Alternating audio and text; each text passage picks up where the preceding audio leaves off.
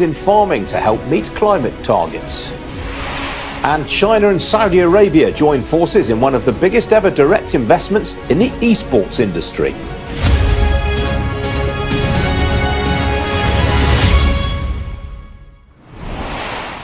Good morning, this is Ian King Live, an hour of business and economic news from the heart of the city.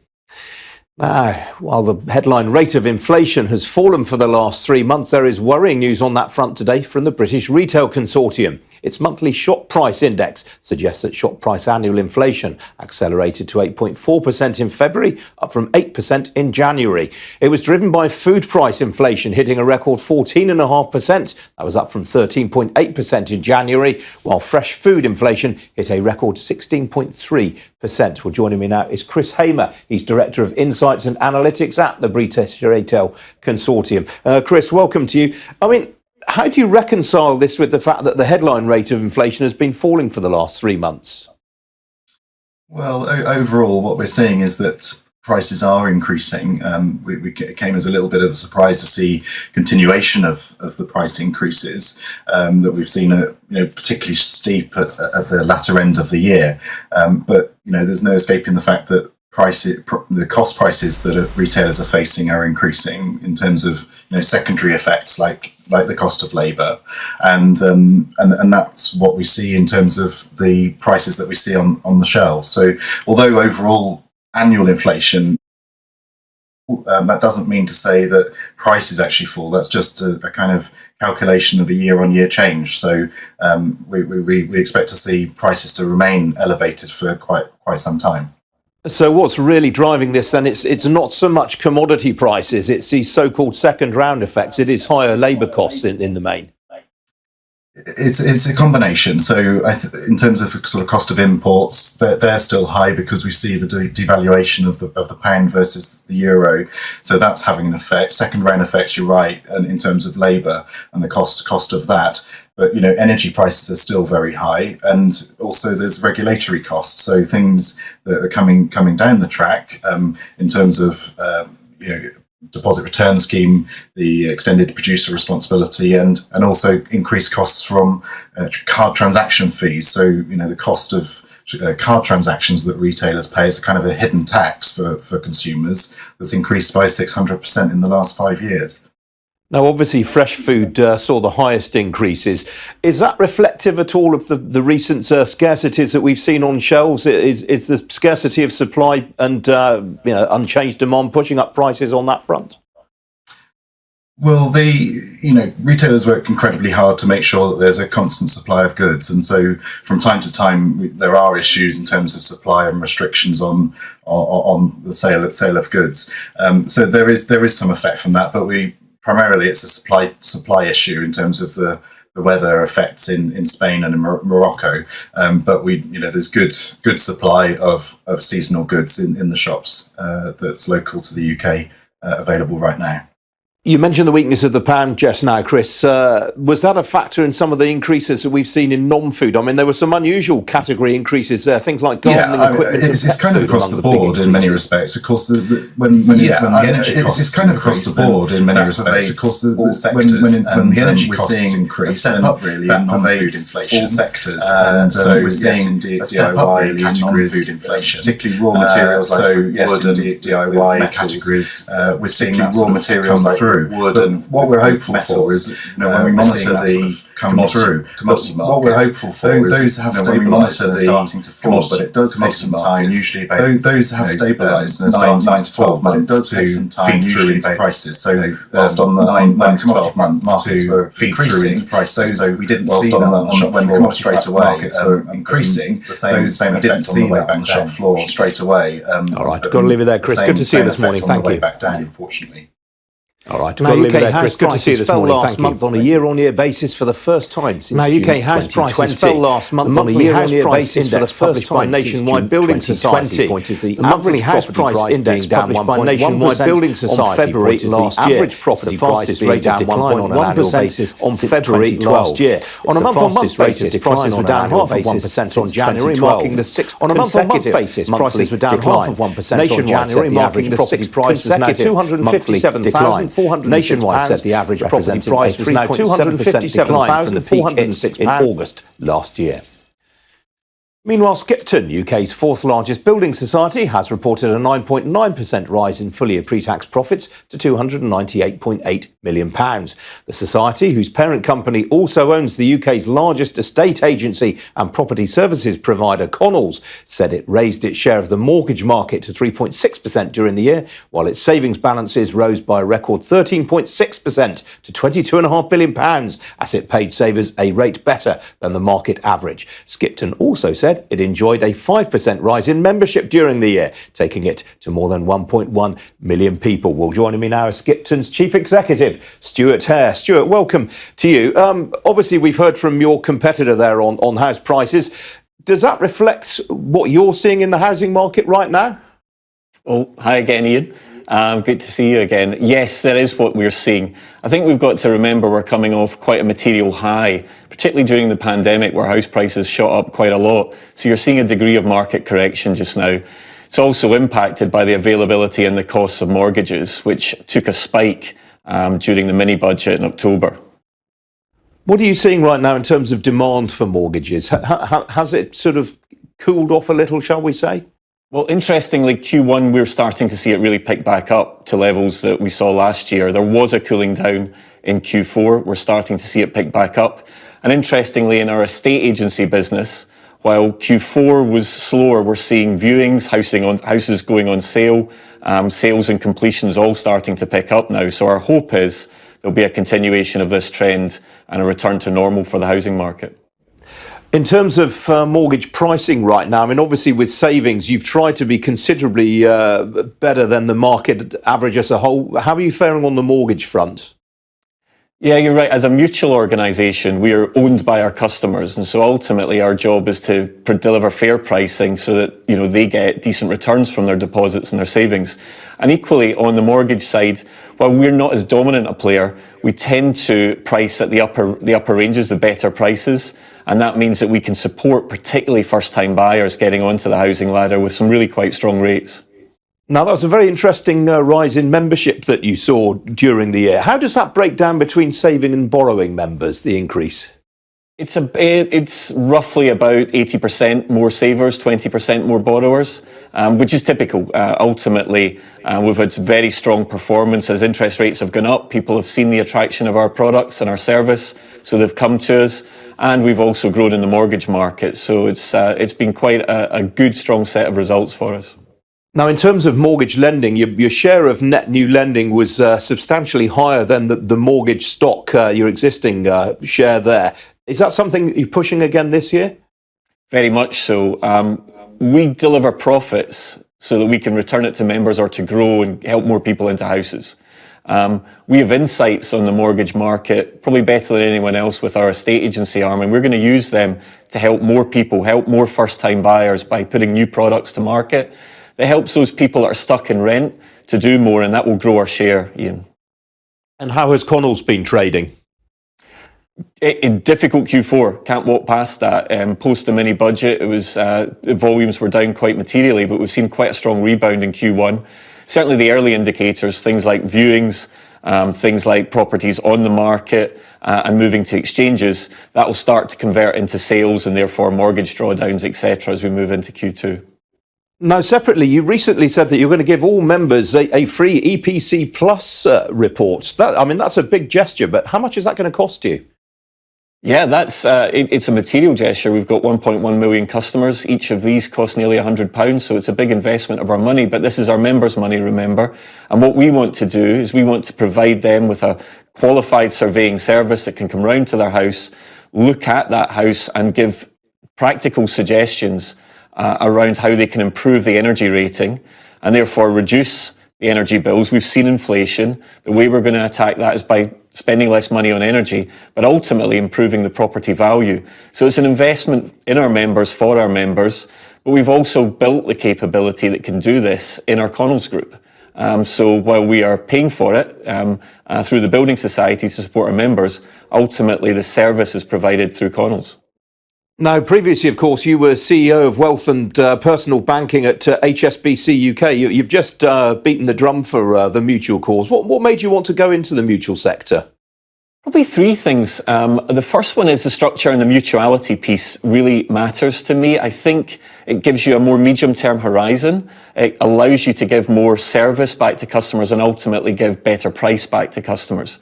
Skipton specifically, I think this platform of businesses you can see behind me with the brands gives us a unique position in the housing market. And we also do things like offering free financial advice, and it's long been a passion of mine to help people who perhaps are less well off get financial advice to better prepare them for later life through their financial planning. So I think the platform itself, mutuality, and the core strength of the business as evidenced in the results has been the reason that I've come to join Skipton. All right, well, we appreciate you speaking to us today, Stuart. I know it's a busy day, results day, and good to catch up with you again. Thank you. Take care. Some other business news stories for you now. The household goods giant behind Dettol, Lysol and Finish warned this morning it expects to see continued pressure on consumer spending this year. But Reckitt Benckiser, whose other brands include Durex, Mr Sheen and Clearasil, said it was confident of return to growth in its disinfectant brands, which enjoyed a boost to sales during the pandemic, which has since eased. Well, the company was reporting an adjusted operating profit of £3.4 billion for 2022. That was up 19.5% on 2021. Shares of Persimmon fell by 9% this morning after the house builder cut its annual dividend by 3/4 and warned of a slowdown in demand for new homes. The company, which is currently the UK's second largest house builder by stock market value, said the sales rates it had seen over the last 5 months meant completions would be down markedly this year, and as a consequence, so too would profits. It said it was too early to provide firm guidance to investors. Well, the company was reporting a full-year pre-tax profit of £730.7 million for 2022. That was down 24% on the previous year.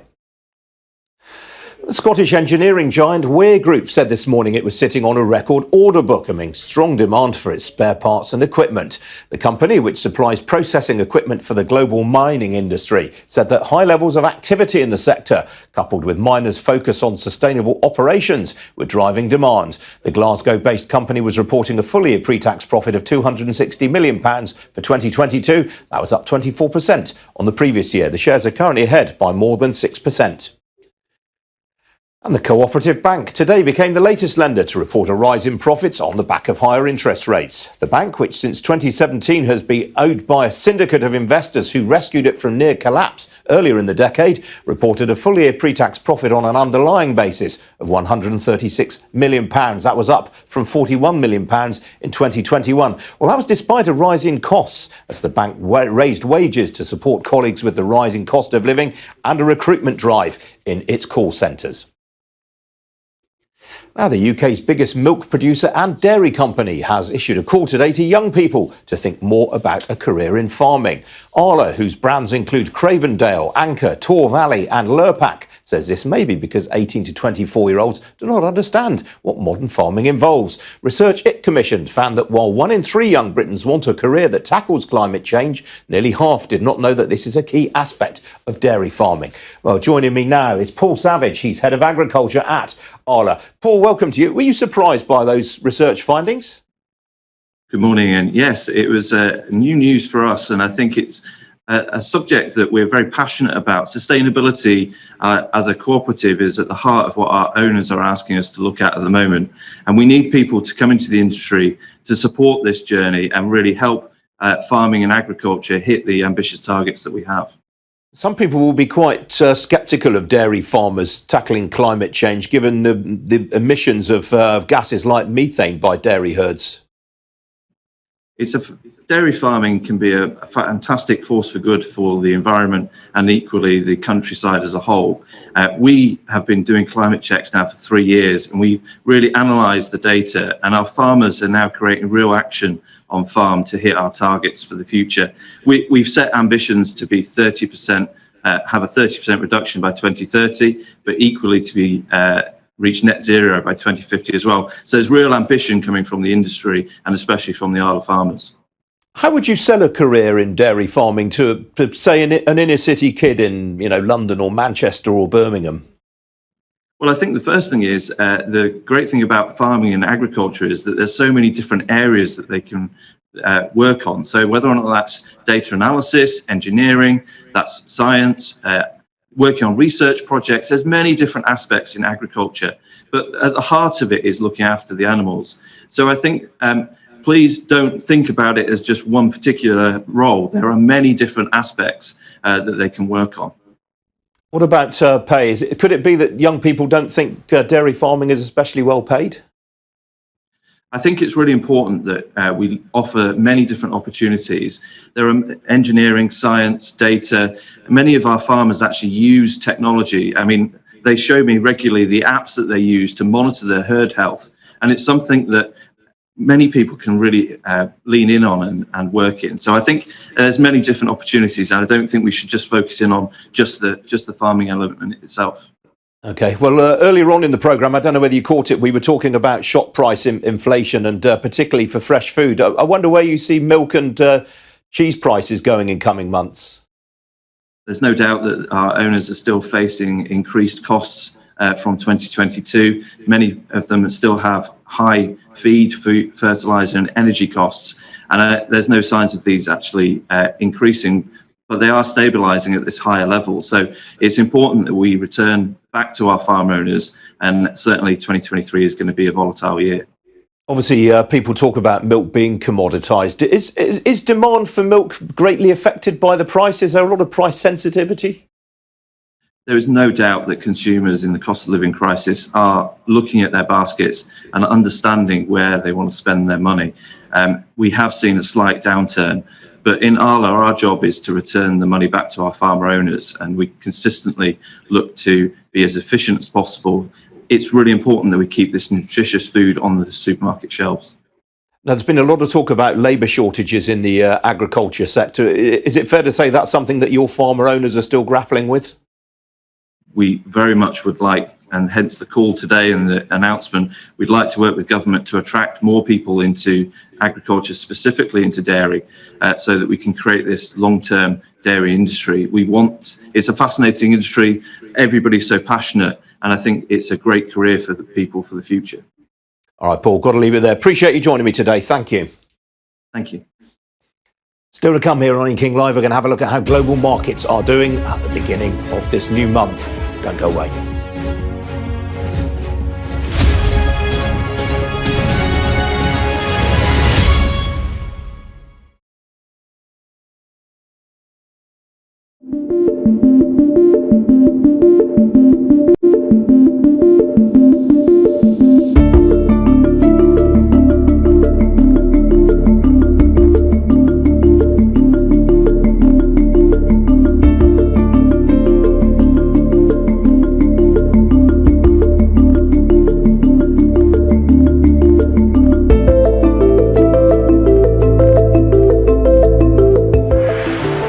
Thomas Peter, and I'm Sky's climate change correspondent.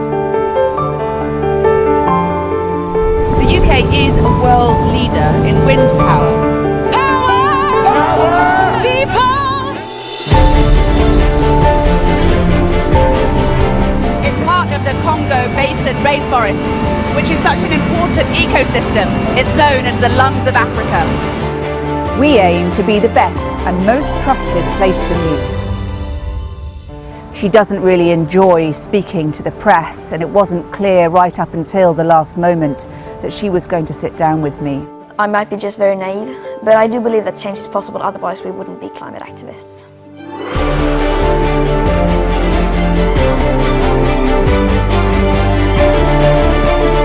I'm confident for the last 30 years we have known how bad it is.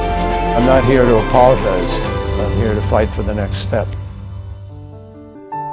You can see just the piles and piles of stuff, these sofas and people's desks and children's books, and you can see inside this home here people trying to sort out their home. It's just been devastating. I think everything's at stake. The future of our planet, the future of the beauty around us, the future of you and me.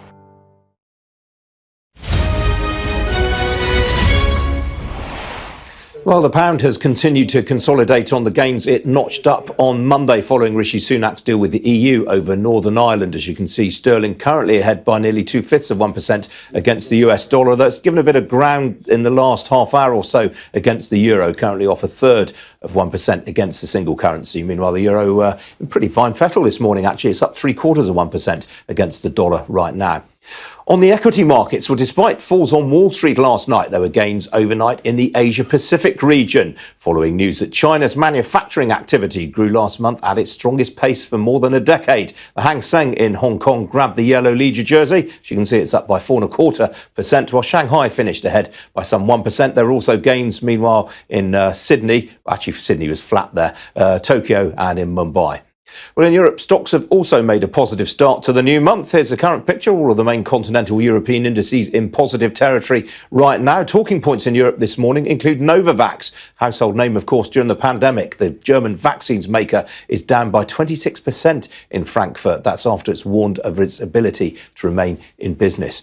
Well, here in London, the FTSE 100 is also making a positive start to the new month, currently 0.5% higher. That's on support for the mining heavyweights following that news out of China. The leading blue chip gainer is Weir Group. Mentioned them earlier on today. The share's currently some 7.25% to the good, while its fellow engineer Smiths Group is up by 1.25% in sympathy.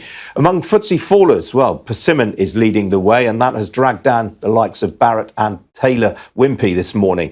Meanwhile, Ocado continues to be in the wars following those disappointing results yesterday. The shares there off some 1.75% right now. Outside the FTSE 100, well, the leading gainer right now is Serco, the support services company. It's up nearly 4% after it received a push from one of the brokers. Well, Aston Martin Lagonda, the shares there are up some 13%. That's after its 2022 losses proved better than feared. As for the oil price, well, that's taken a bit of a breather after its recent gains. Currently, a barrel of Brent crude changing hands at $83.16 a barrel. That is off a little over 1/3%. Well, joining me now is Rachel Winter. She, of course, is a partner at Killick & Co. Rachel, great to see you this morning. Mentioned the nationwide house price index earlier on today. How much of a hit do you think is that going to be to sentiment among home buyers?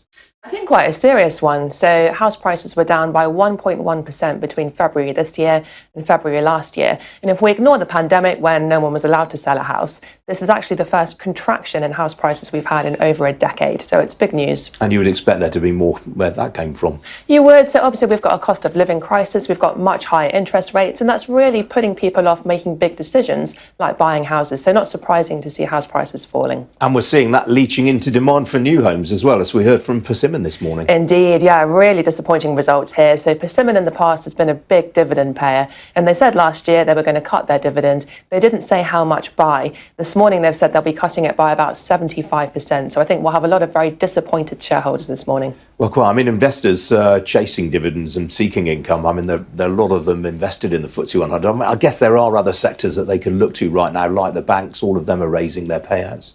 Absolutely, and the miners as well. I'd say the mining sector is doing particularly well following the reopening of the Chinese economy. Well, you mentioned the mining industry, and we heard from Weir Group today, big supplier to the mining sector. I mean, these are knockout numbers.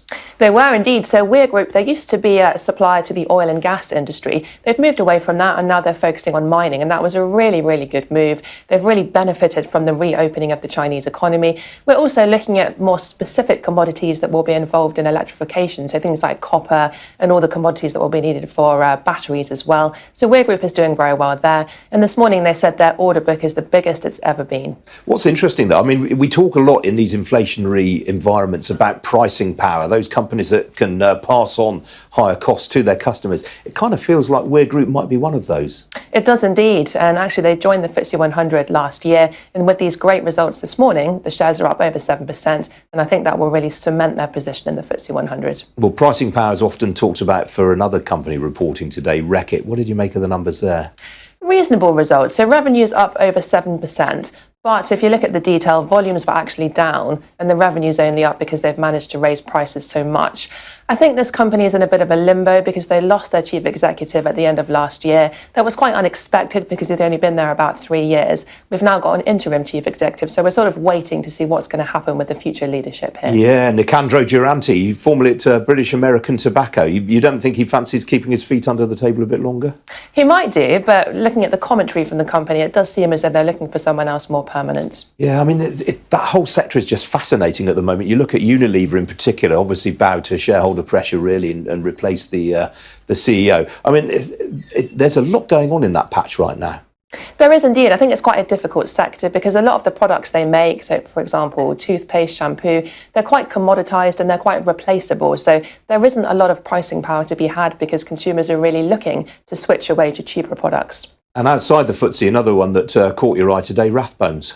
Rathbones, yes, investment manager. So the money they make depends on how much money they're managing because they charge a percentage fee. So they're really, really at the mercy of what's happening with markets. Last year, clearly markets were down quite heavily. So the assets under management for Rathbones were down just over 11%. So that's really going to hit their fee income. Not as bad as some of the falls that we've seen in assets under management from some of the other fund managers.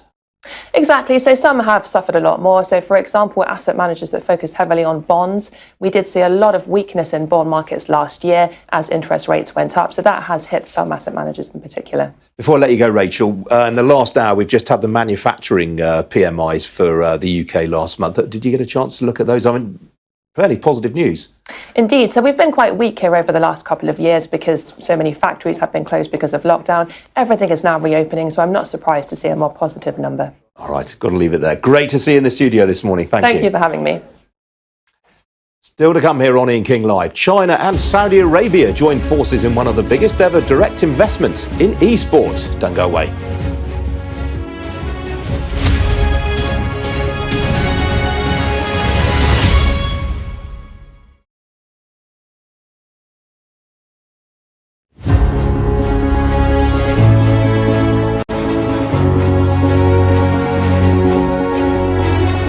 Empowerment is always key to development.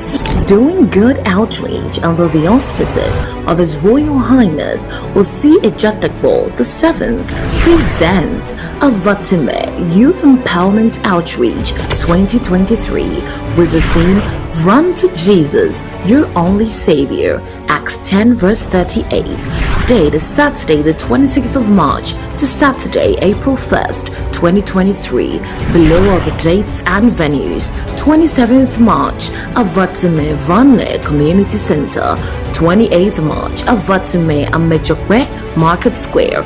29th is Avatime Jokbepeme Primary School Compound. 30th March, Avatime Biakpa Community Center. 31st March, Avatime Bajame Community Center. Then April 1st is Avatime Fume and Jokwe Community Center. The time is 6:30 p.m. every day. Speakers: Reverend Michael K.M. Isiama. We have redemption. We have been redeemed from the iniquities of the past. So you don't need to beg us anymore. Oh, indeed, the Son of the living God. Reverend Samuel Avagame and Reverend Prince Mauli Ejay kindly consider with a generous heart donating to this noble cause financially, materially, or with your time and presence. Note, there will be free health screening during the day for all. Contact us on WhatsApp 0044 7851 205 626 or on mobile 054 959 1452 054 959 1452 or email us at admin@powerwordint.co.uk.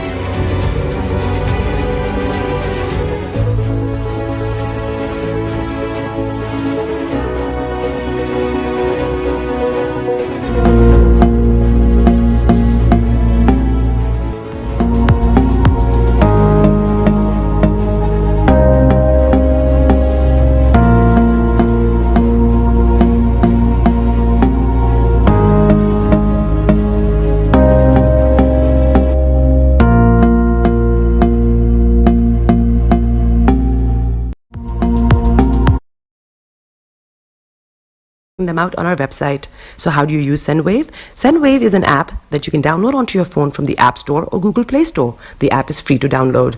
After downloading it, just open the app and enter your name, email, and phone number. That's it. You're good to go. Make sure you use the promo code SR, S for Star, R for Radio. This promo code will give you £5 free credit to send to Africa on your first transaction. Your money will be delivered to your recipient within seconds. Feel free to call me on 0749 7377 647 at any time. I'll be happy to tell you all about SendWave and help you in any way I can. Remember to use the promo code SR for £5 free credit. Vedasse. Hi everyone, it's your girl BB Clement, the author of How to Go From Employee to Entrepreneur and the host of your weekly business show, BB Means Business, the show where we discuss everything you ever wanted to know about business but you were afraid to ask. How do I start my business? How do I raise the finance? How do I grow my business? Where am I going to find my customers? Join me every Tuesday at 1:30 p.m. on Starr Radio UK to get all the information and tips that you need to become a successful entrepreneur and become financially free. Remember, don't let life dictate to you.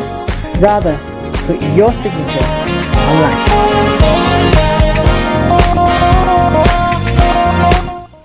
Tune in to On Point here on Starr Radio UK with Empress Regina every Monday at 5 p.m. GMT.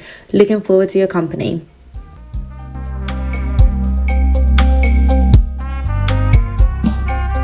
Are you looking for the fastest, reliable, and trustworthy door-to-door shipment company? Well, look no further. When was the last time your family received a shipment back in Ghana on time and in time? You are not sure? Well, Lamb Shippers, we pride ourselves with being the fastest, reliable, and trustworthy shippers you can use. You are assured of a prompt pickup anywhere in the UK by our personnel. They also make sure your items are well packaged to get to its destination in time. When it comes to door-to-door shipment, look no further. Well, Lamb Shippers, contact us on 07939009321 or 07498911820. Or you can visit our website www.welllamp.co.uk. You can also drop us a mail, info@welllamp@gmail.com. Well Lamp Shippers, fast, reliable, and trustworthy.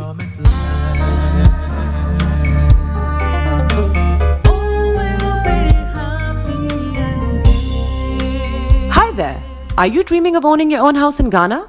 Then you will need a well-documented piece of land that is free from troubles. I highly recommend My Africa Property for any size of land that you will need. With My Africa Property, lands are available in Prampram, Sopoli, Tohenia, Ogome, Dodova, Winneba, and many other locations at affordable prices. These locations are about an hour away from the airport, only 35 minutes from the motorway, 10 minutes drive from Central University College, 10 minutes drive to the beach, and close to Prampram Senior High School and Ghana Men's Soccer Center of Excellence. For more details, visit our website www.myafricaproperty.com or call our UK office on 0208 123 2523. For our US and Canada offices, call us on +1 585 184 994145. You can also email us at ghana@myafricaproperty.com. Check me out. He tells me my energy is making him tired. Yes. How do you get the energy to do I've been told that I have a lot of energy, but my goodness, I think today I have met my match, people. I have met my match, Miss Suzanne. Wow, amazing. One of the things that's the start of the darkness. The hole of darkness. So what did that? Myself and the world will adjust. And 2019. Forget the proverbial boardroom. Join me, Simone Frazier, on The CEO, the program that gives you the driving seat over your life. Every Tuesday, 8 p.m. only on Starr Radio.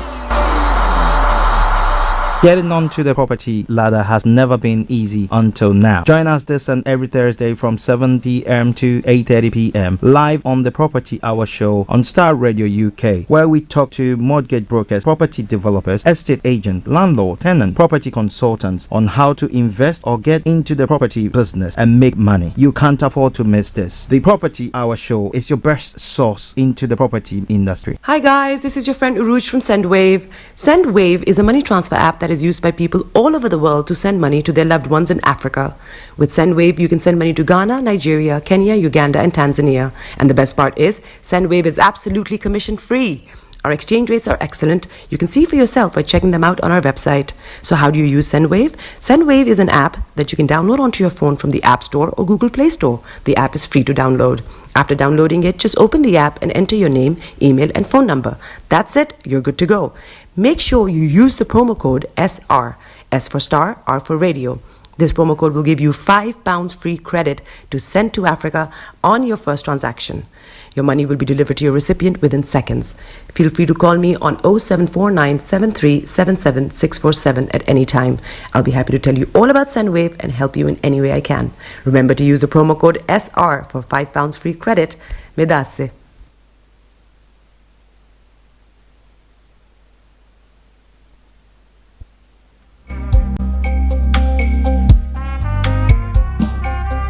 Are you looking for the fastest, reliable, and trustworthy door-to-door shipment company? Well, look no further. When was the last time your family received a shipment back in Ghana on time and in time? You are not sure? Well, Lamb Shippers, we pride ourselves with being the fastest, reliable, and trustworthy shippers you can use. You are assured of a prompt pickup anywhere in the UK by our personnel. They also make sure your items are well packaged to get to its destination in time. When it comes to door-to-door shipment, look no further. Well, Lamb Shippers, contact us on 07939009321 or 07498911820. Or you can visit our website www.welllamp.co.uk. You can also drop us a mail, info@welllamp@gmail.com. Well Lamp Shippers, fast, reliable, and trustworthy.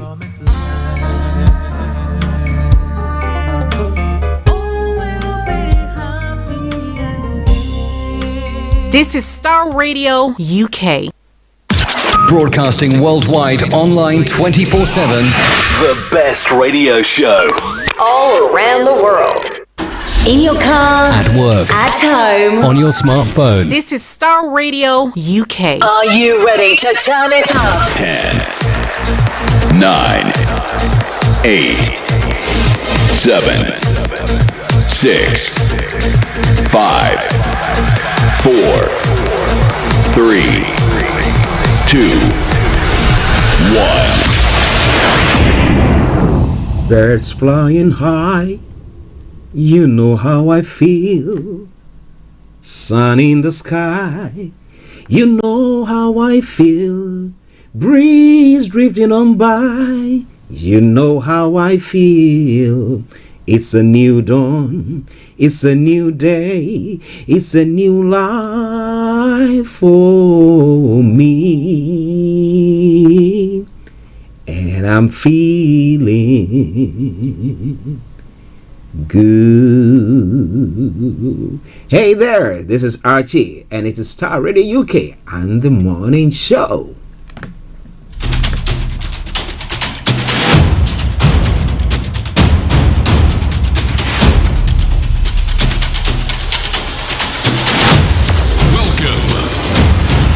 This is Starr Radio UK. This is Starr Radio UK. This is Starr Radio UK.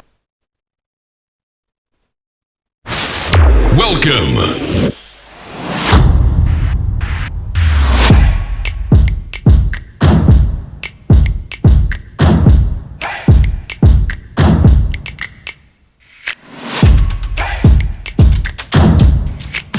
Broadcasting worldwide, online 24/7. Enlighten your day with Starr Radio.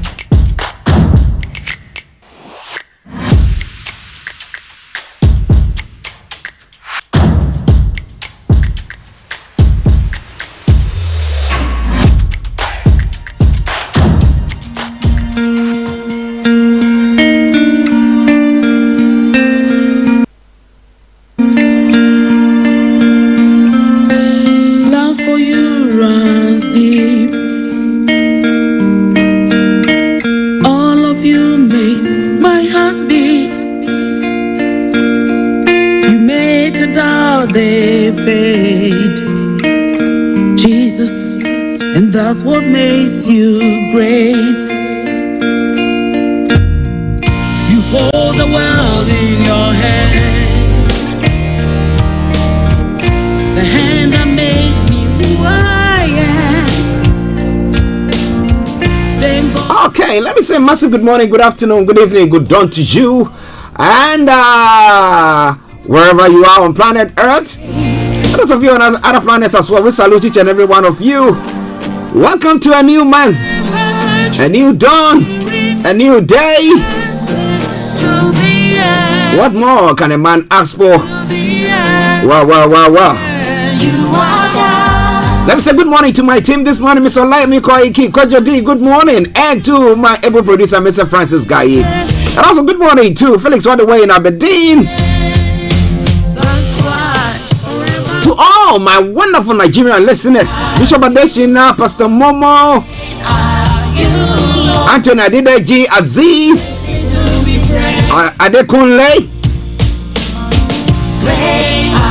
Shamsuddin, and all you wonderful people who listen to us across the globe. We salute each and every one of you, and we want to welcome you once again to the Wednesday edition of the morning show. Love for you runs. For the time now at 10:41, we're going to be cracking on because it's a Wednesday edition of the morning show. You know, we finish at exactly 12 o'clock to take you to the House of Parliament for the Prime Minister's question time. But well. If you've been listening to us and following developments in Nigeria, well, you don't want to miss out on the updates from Nigeria, which will be coming your way exactly at 11 o'clock, where we have Mr. Olayomi Koiki bringing us updates from there. And also, and that's what makes you. I bring you the code today and the weather forecast will follow suit. And I will look at the weather forecast and the travel updates as well. We'll move on from there to have a look at some of the stories making the rounds across the globe, known as Global Trotting. And then, as I did say earlier, on 11 o'clock, Mr. Olayomi Koiki joining in to bring you updates from Nigeria. We'll continue from then, and have a quick look around at some of the stories making the rounds across the globe before we take you to the House of Parliament for the Prime Minister's question time. But we want to have ample time to listen to all the developments in Nigeria. This evening, we want to invite you exactly at 18 hours GMT, where Mr. Olayomi Koiki will be coming your way with the Niger Voices. But wherever you are, share the broadcast with your friends and loved ones and invite them to like our pages. It is Starr Radio UK. It is your favorite African and Caribbean radio station in London. Now let's crack on. Now God gave you something that when you discovered and harnessed will bring you into a place of influence and then affluence. But have you actually found out, made the effort to find out what gave you that you can use? Wow. A lot more going to be coming your way from there. But now let's move on straight to the weather front. What is happening on the weather front here in the UK? Now, for London and the southeast of England, this afternoon will be mainly overcast, but with brief breaks in the cloud, allowing the occasional brighter intervals. The odd light shower may drift in from the northeast at times. Now, tonight, cloud will tend to break and clear, with prolonged clear spells developing. By dawn, skies will be largely dry. A dry night expected as well. Top temperature is going to be 8 degrees, and the lower is going to be 0. UV level, low pollution, low sunset 1740, and sunrise for tomorrow morning 0647 hours. That brings us to the end of the weather forecast. And let me take you straight to the travel updates. Wherever you are, don't you go away. Starr Radio UK. Don't you worry at all. The program will not be void of music, so you'll be having some music during the course of the program. But for now, let's go see what is happening on your travels.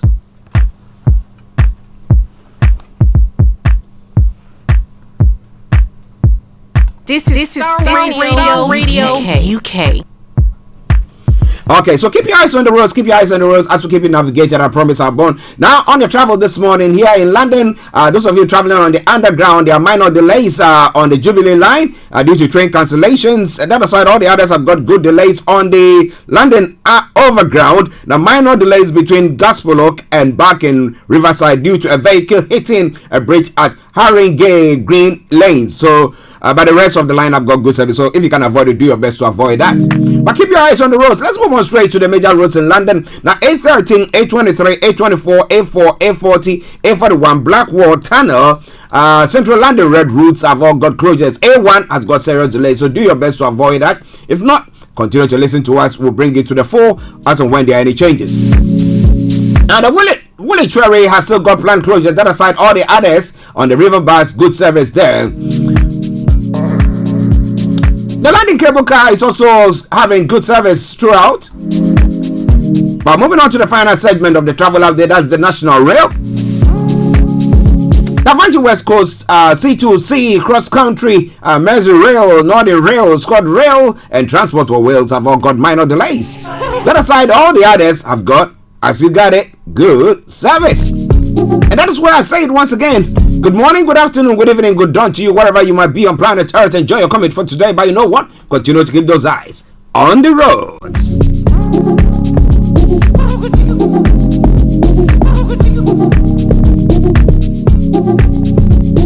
Empowerment is always key to development. Doing good outreach under the auspices of His Royal Highness Osi Ejatakbo VII presents Avatime Youth Empowerment Outreach 2023 with the theme Run to Jesus, Your Only Savior, Acts 10 verse 38. Date is Saturday the 26th of March to Saturday April 1st, 2023. Below are the dates and venues. 27th March, Avatime Vanle Community Center. 28th March, Avatime Amechokwe Market Square. 29th is Avatime Jokwepeme Primary School Compound. 30th March, Avatime Biakpa Community Center. 31st March, Avatime Bajame Community Center. Then April 1st is Avatime Fume and Jokwe Community Center. The time is 6:30 p.m. every day. Speakers: Reverend Michael K.M. Isiama. We have redemption. We have been redeemed from the iniquities of the past. So you don't need to beg anymore. Oh, indeed, the Son of the living God. Reverend Samuel Avagame and Reverend Prince Mauli Ejay kindly consider with a generous heart donating to this noble cause financially, materially, or with your time and presence. Note, there will be free health screening during the day for all. Contact us on WhatsApp 0044 7851 205 626 or on mobile 054 959 1452 054 959 1452 or email us at admin@powerwordint.co.uk. Hi guys, this is your friend Uruj from SendWave. SendWave is a money transfer app that is used by people all over the world to send money to their loved ones in Africa. With SendWave, you can send money to Ghana, Nigeria, Kenya, Uganda, and Tanzania. And the best part is, SendWave is absolutely commission-free.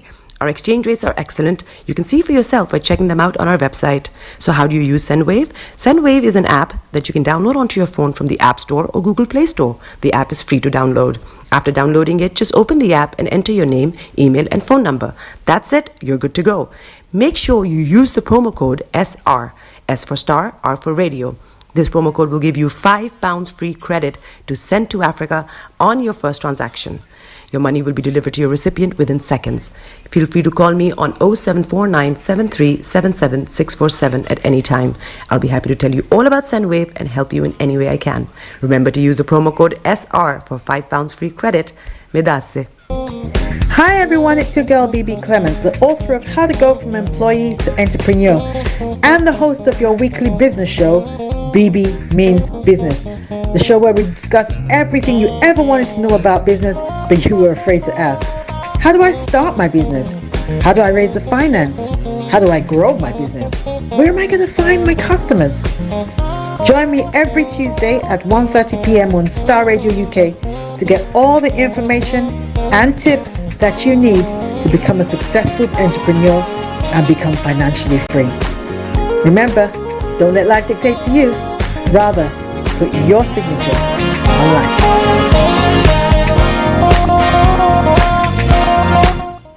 Tune in to On Point here on Star Radio UK with Empress Regina every Monday at 5 p.m. GMT. Looking forward to your company. Welcome back to the program. It is Star Radio UK. And it's now gone 10 minutes to the top of the hour. That means it's time for Global Trotting. So wherever you are, yes, stay glued to your sets. And as many of you who have tuned in and on the Facebook, and those of you on YouTube, and those of you on Periscope, and those of you on all the Twitter and all the other platforms that we are broadcasting on, we want to welcome you all. And I want you to go one step further, share the broadcast with your friends and loved ones, and invite them to like our pages. And as I did say earlier on, well, Tinubu has been declared a winner of the Nigerian elections. But as whether the other parties are going to, just say, yes, it is okay, or they're going to be going on to the courts and to battling everything, as the president did say before the elections, that if people are not satisfied, they could go to the courts to seek redress. Now, what do you think about that? But the APC Presidential Council has told Atiku Obi to call Tinubu as Jonathan did in 2015. Do you have to force somebody to call and say that to congratulate or to accept defeat? Now, what do you think there? Well, 7 political parties win senatorial elections to constitute the 10th Nigeria Senate.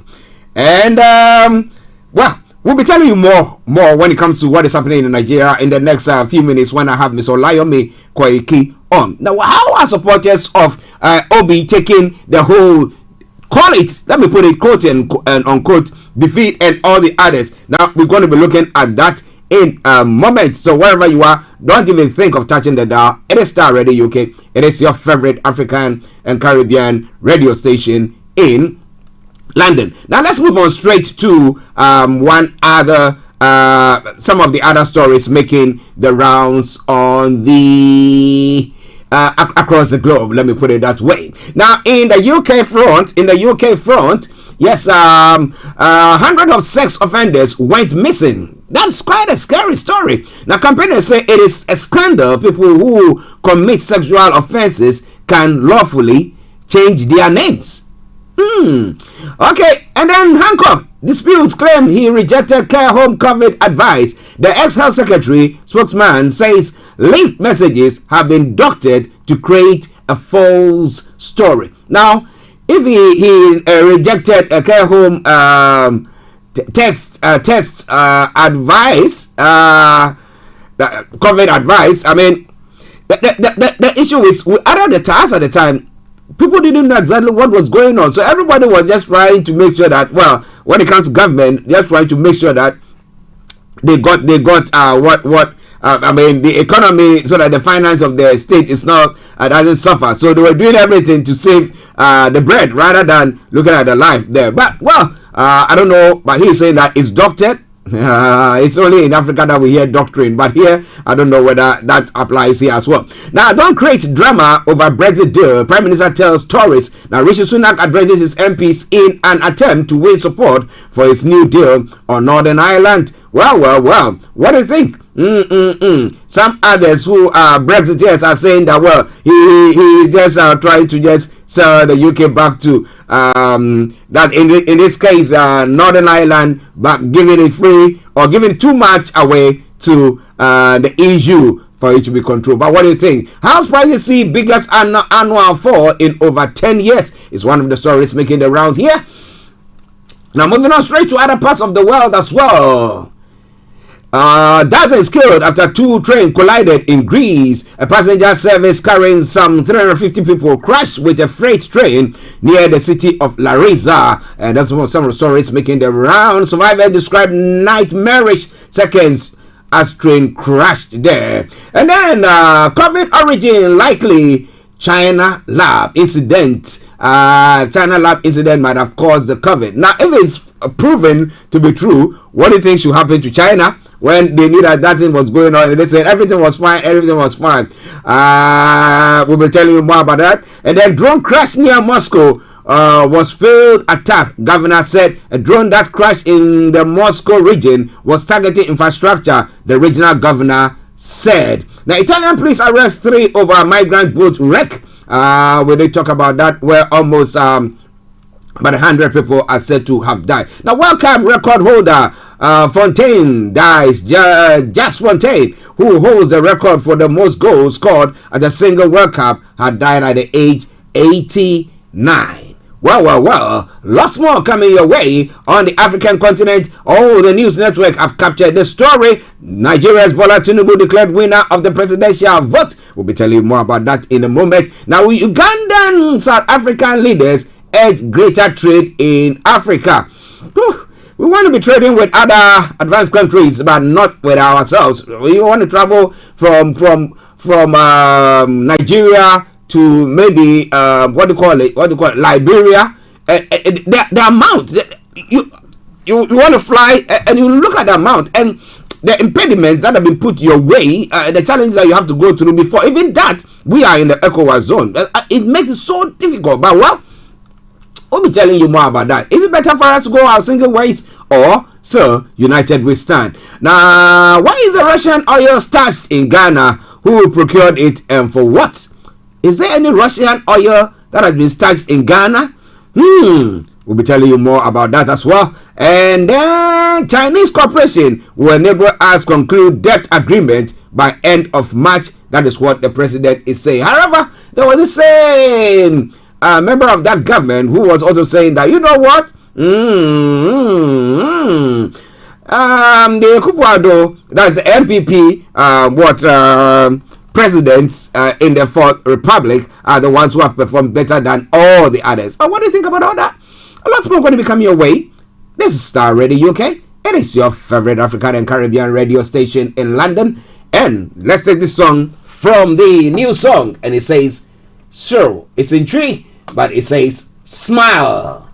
Smile. So somewhere, somehow, you have to find the strength to smile when things are not even going your way, because you get more energy from that. Now, what about that? Enjoy this and I'll be with you. Stay tuned. Don't you go away. My brother, smile. My sister, smile. Hallelujah. Oh, Jesus.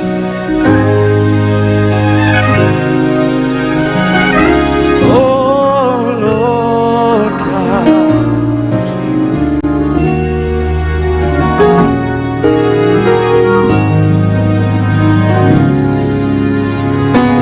All right, TNS, let me hear you sing.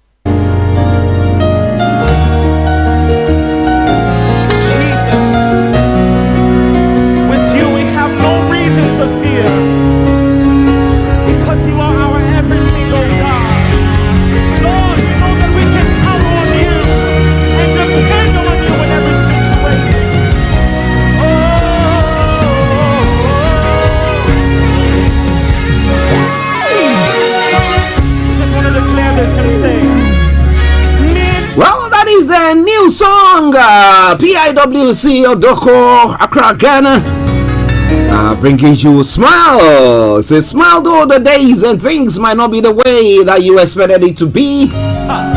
Maybe there seem to be challenges all across, and you want to find a way forward, and there's no way forward, and you think that you have to give in or throw in the towel, but somewhere, somehow, continue to hold on,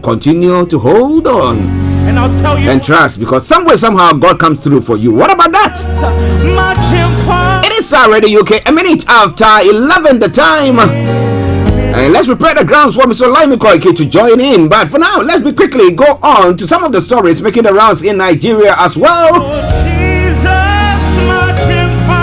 Well, President-elect Bola Tinubu has made plan to change top northern governor's first name and gives reasons. Now, Nigeria's President-elect Bola Tinubu has said he will be making moves to change the first name of Governor of Kebbi State, Atiku Bagudu. I don't get it. I don't know why, but Tinubu will be while delivering his acceptance speech in the early hours of Wednesday, March 1, hinted to his supporters that the governor had put in his best foot to ensure that the ruling party, the All Progressive Congress, emerged victorious in the just concluded 2023 presidential election.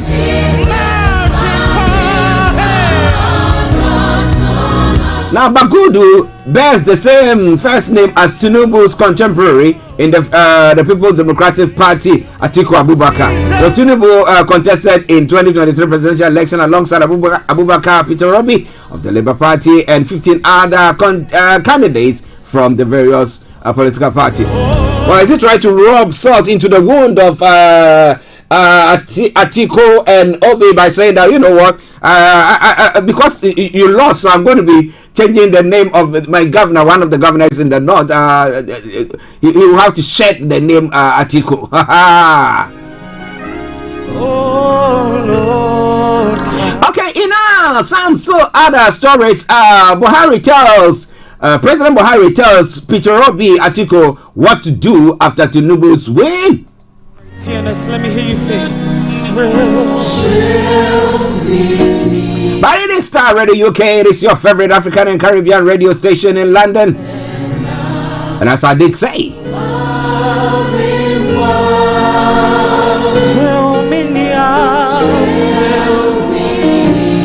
I know Mr. Olayomi is on now with Rex trying to get his image, and then we'll bring him straight to you. But it's a Wednesday edition of the morning show where we are pressed with time, but we'll make sure that we do our best. Now, the other story says that President Muhammadu Buhari heartily congratulates the winner of the 2023 presidential election, the candidate of the All Progressive Congress. Okay, Yomi, call us back.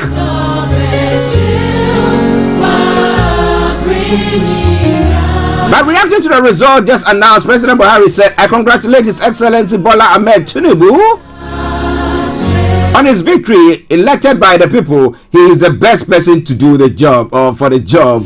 I cannot know, even though the day belongs, still smile.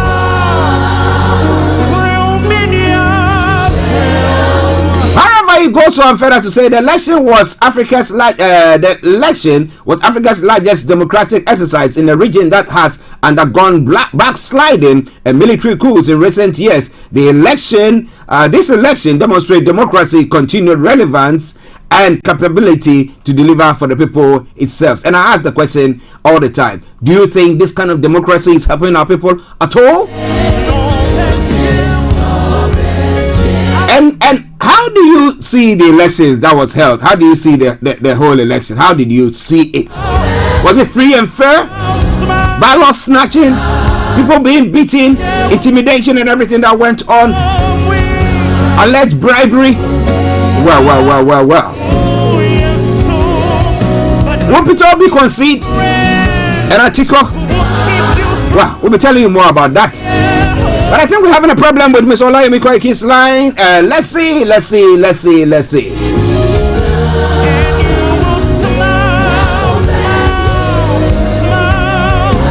This is all coming away from Starr Radio UK, your favorite African and Caribbean radio station in London.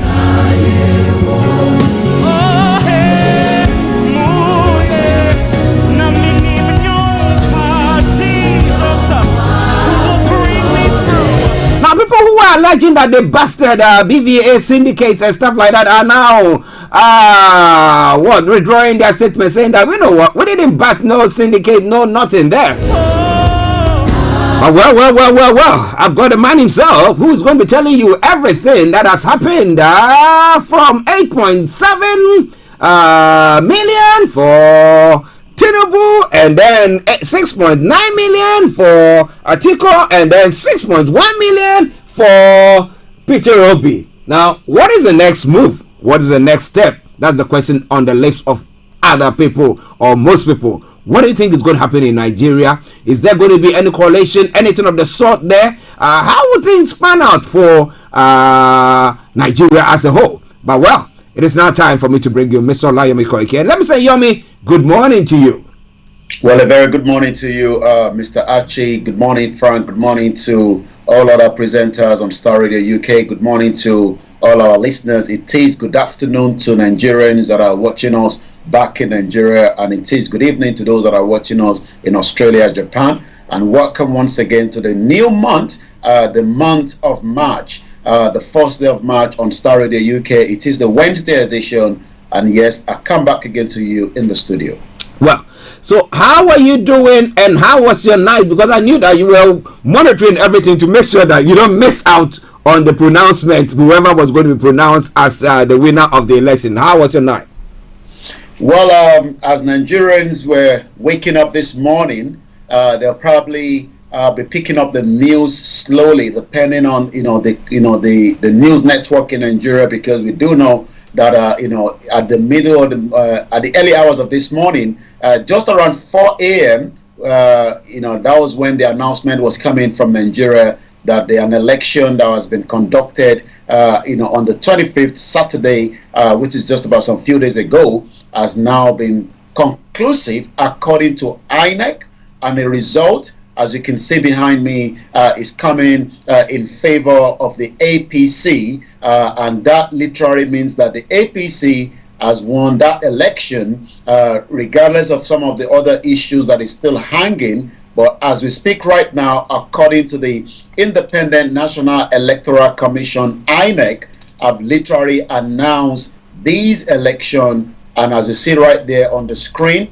we have 8,794,726 going to the APC, which is Bola Ahmed Tinubu, and likewise, PDP Atiku 6,984,520, and likewise Peter Obi 6,101,533, and the last person is Kwankwaso, which is 1,496,687. Where does this lead is the next question. But as I speak to you right now at exactly 11:09 in UK, which is about an hour ahead in Nigeria, there is not yet a congratulatory message from Atiku and Peter Obi. Well, listeners, quite an interesting time in Nigeria. And as Yomi read the pronouncement this morning by the INEC telling you who has won that election with those figures there. Now, let's look at something here, Yomi. Now, do you reckon that, looking at the permutation, what has gone on there, do you think that Peter Obi actually, somehow, might have squandered the chances of Atiku winning the election? Because you look at 6 million for Peter Obi and look at 6 million for Atiku. So maybe if the Obedience decided to have just not whatever, and then have joined the PDP, maybe they would have won that election by 12 million. Would that have been the case? Well, you're quite right. Looking at what we know right now, I mean, politicians, makes a lot of calculation, and sometimes those calculations might be right, and sometimes they might be wrong. If you look at the total number of Nigerians that have voted in this particular election, it's also something that we'll look into probably more later on in the evening on Niger Voices in terms of the numbers. But what I can say to you right now, as it is, should Labour Party have merged with PDP, should Peter Obi have been given the opportunity, to align, with PDP rather than using Atiku, maybe we might be having a different conversation this morning. But what we are witnessing right now indicates that that is not happening, and the reason why that is not happening is because they couldn't come into a consensus. That literally means that there was a loggerhead between Atiku and Peter Obi, and that is the reason why this morning the election is not going. But that is not happening, and the reason why that is not happening is because they couldn't come. Yeah, just bear with us. Just bear with us. Whilst Mr. Olayomi Koiki. In terms of where these elections would have made a big difference, but it is what it is. Nigerians have decided that they want a vote, they want a change of a new government. That new government is now probably, as is minor in the favor of the PDP and the Labour Party. But if you look at the projection of Kwankwaso in that line, you can see that that vote should have been going for maybe Atiku or maybe Peter Obi. But again, as it is right now, that is not also happening, and that literally means that Peter Obi lost the 1.4 million votes through Kwankwaso. And the question is, was Kwankwaso playing the card, to destabilize somebody? We don't know. Politicians work behind the closed door, and sometimes, Kwankwaso might be working for any of the political party just to make the numbers to be reduced. But there is still a lot to discuss. But because of our time constraint, I'll come back again to you in the studio for right now. Well, listeners, it is Starr Radio UK updates from Nigeria with Mr. Olayomi Koiki in the North London studios. I'm Archie here in the South studios, and we want you to stay tuned. Don't go away. Prince Abimbola says, now good morning, Mr. Archie and Koiki, and happy new month to each and every one of you. It's a pity in this 21st century that the election results were announced despite all the malpractices that took place. And my question is, Yomi, with all the discrepancies in the results and alleged snatching of ballot boxes, I'm saying alleged because someone will say that, well, we didn't see, you and I are not on the ground, but we have reporters on the ground who are feeding us with the information. Now, what do you think with this action that the INEC has taken? What do you think the other parties, those on the losing end, what do you think they are going to do? Well, what are they going to do? Let's first give you what the president Muhammadu Buhari is saying this morning. From the press release, he has already congratulated the winner of the presidential election. So that means Buhari believes that this election has been conducted.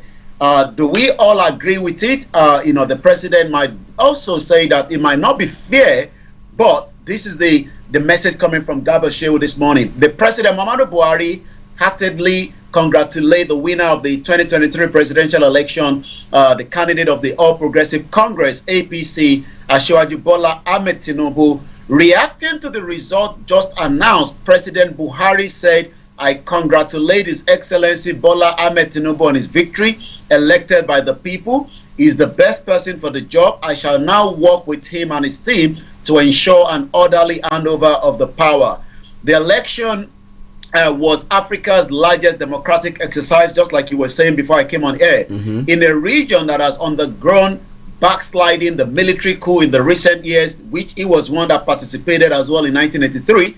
These elections demonstrate democracy, continued relevance, and capability to deliver the peoples it serves. But a lot of Nigerians are not happy, and this is the message from the president. With Nigeria, the result revealed democracy ripen in our country. Never has the electoral map shifted so drastically in one cycle. He's probably talking about the changes that so many people have been unseated, and new people will be coming into, the Senate, the House of Rep, from the federal up to the state level. But the question whether this election is free and fair, that is not to say, this is the president speaking right now, that is not to say the exercise was without fault. For instance, there were technical problems. The president believes that what happened is a technical problem with electronic transmission of the result. Of course, there will be areas that need work to bring further transparency, just like the European Union, the EU observer have talked about, just like so many people, and just as we have been looking at since Saturday, after the election. to bring further transparency and credibility. The credibility of this election will be reviewed, will be discussed for a very long time, even years to come. However, none of these issues registered represent a challenge to the freeness and the fairness of the election. So the president believes that this election is free and fair. I know he's now talking to Peter Obi, Atiku, Kwankwaso, or the Nigerian youth, or those that are probably not happy with this election. Some politicians and candidates may not agree with this view. That too is fine. If any candidate believes they can prove the fraud the claim is committed against them, then bring forward the evidence. If they cannot, we must conclude that the election was indeed the people's will, no matter how hard that may be for the loser to accept. If they feel they need to challenge, please take it to the court. The same court that President Muhammadu Buhari refused to abide by not releasing Mazi Nnamdi Kanu from the court, even after all the 15-count judgment has been disqualified, but yet is still in the custody of the DSS. So Nigerians will probably, with their political party, because, I mean, my views, I don't believe in that election. I remain a Yoruba nation. This is what I believe. Nigeria is too big to remain what it is as an indigenous person, but that is my own personal view. But the Nigerians and the political party would definitely have to challenge this at the court of law, and we wait to see what next. Now, they're going to challenge it at the court of law. Now, we see the same court of law ruling, and as Yomi said, the federal government decide not to adhere to it. Now, recently, pertaining to the Naira issue, the Supreme Court ruled, and they decided to do whatever they want. Now, if these people now go to the courts and the court rules, and they decided, you know what, to hell with whatever you are saying, we think that it wasn't a fair election, then what happens? Now, Semiyu Adeyemi says, good morning. Olori Math says, good afternoon, Mr. Koiki and Mr. Archie. Happy new month. Have a wonderful day and better day ahead. Let's hope so. Let's hope so. Keeping fingers and everything crossed. Starr Radio UK. Now, what has been the response from the quarters of the losing parties? Let me call them that way. Peter Obi's and Atiku's, and I know Kwankwaso, he wouldn't care a hoot about whatever is going on. But what have been some of the response from there? Well, it seems that we saw Jonathan, the former president, and we saw the former Ghana president as well, moving around quickly, making a visitation to the resident of Atiku. The picture is right there behind you. We'll see if we can get the one of Peter Obi as well, that also had the same, visit. So yesterday, Atiku received the West African Elders Forum election mission to Nigeria at his residence in Abuja, led by the former president of Ghana, His Excellency John Dramani Mahama, and likewise, the former president Goodluck Ebele Jonathan. But as I speak to you right now, Atiku has not made any congratulation message to Bola Tinubu. That is sending a very, very powerful message. If we go back to Jonathan in 2015, Jonathan made that call ahead, even before, some of his political party probably were still fighting. I remember Urubebe. Urubebe was still fighting, right inside the collation center, and Jonathan has already made his own, congratulatory message.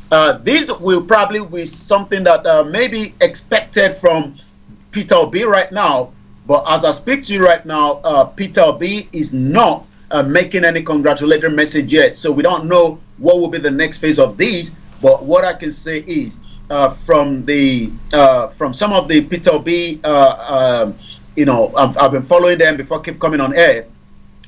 While we wait for Peter Obi, we need to start adequate strategy preparation for the March 11. There's still one more election, but before we go into that, it seems that from what I'm reading, that since Peter Obi has not made that congratulatory message, is still sending a strong message out there. But already, Tinubu has already made his first speech. After that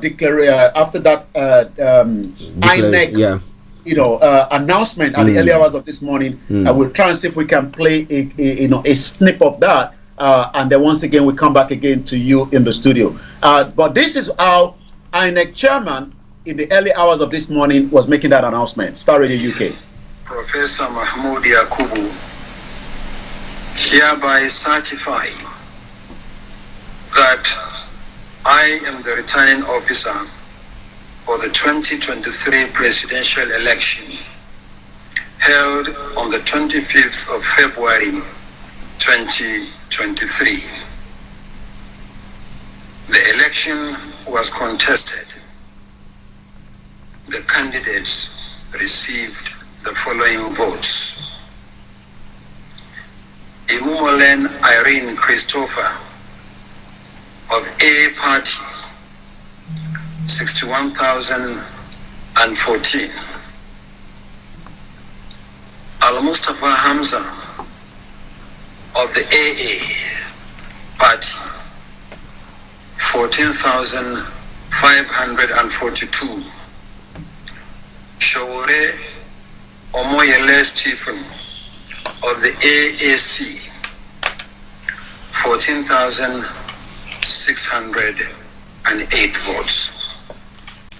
Sani Yabagi Yusuf of the ADP, 43,924. Kachuku Dumebi of the ADC, 81,919.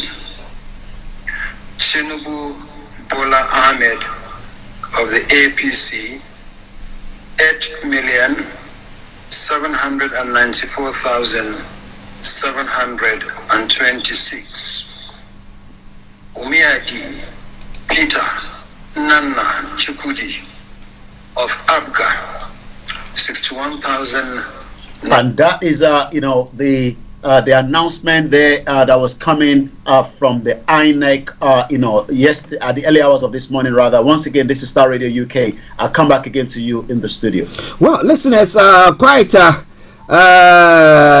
the discrepancy there is quite a huge one. But let me acknowledge Landry Lamina says good afternoon, Mr. Koiki and Mr. Archie, happy new month. Now INEC, there is fire on the mountain. Now you think that the declaration has actually brought fire on the mountain, but you know me, why did they announce the results at dawn? Has it been the way that they do it? Because by the time people are sleeping, remember in 2019 when the election was postponed, they did announcement at dawn. So what is all that about? Well, Nigeria loves to, the darkness or the early hours. So I believe just to probably not put the pressure out there, should the announcement is made, so it seems everybody's going to wake up into it. I mean, if the announcement was happening in the broad daylight, probably there might be all kind of, uncertainty. But as we speak right now, I've been monitoring the situation on the ground. Everything seems very, very calm, but we don't know what might happen. But right now, things are calm, from different regions. There's no reaction yet, and the reaction will depend on now what the candidates of the the PDP and the Labour Party will be saying, because whatever they are saying, these numbers of people that have voted for them will be responding to that reaction. I've been following, if anything has been said so far, any press statement, press release, either from Atiku or Peter Obi, but right now, nothing is coming, and there is no congratulatory message as well. So everything is still hanging as it is right now. Well, the president said that if they don't agree, they should proceed to the courts. But if these individuals have not conceded, then what is going to happen? What are the supporters thinking at the moment? Well, it is Starr Radio UK, your favorite African and Caribbean radio station in London, 11:25 the time. Because it's a Wednesday edition, we are pressed with time, but we will do our best to bring you the best. Now that Tinubu has won, do you see the chart? How do you see the PDP once again? Do you think Atiku is going to come another time? Because I think looking at the ages that they put, it showed that Atiku is even older than Tinubu. The other time I was looking at it and I shook my head. I said maybe some people don't know their actual birthdays. So now, do you think Atiku is going to come back? Well, he might have to go back to Dubai for the time being and think about whether he's going to come back in another 4 years. As we do know, he returns back every 4 years to contest, and then probably leave, his legal team to fight, just like he did, in the last election. The question is,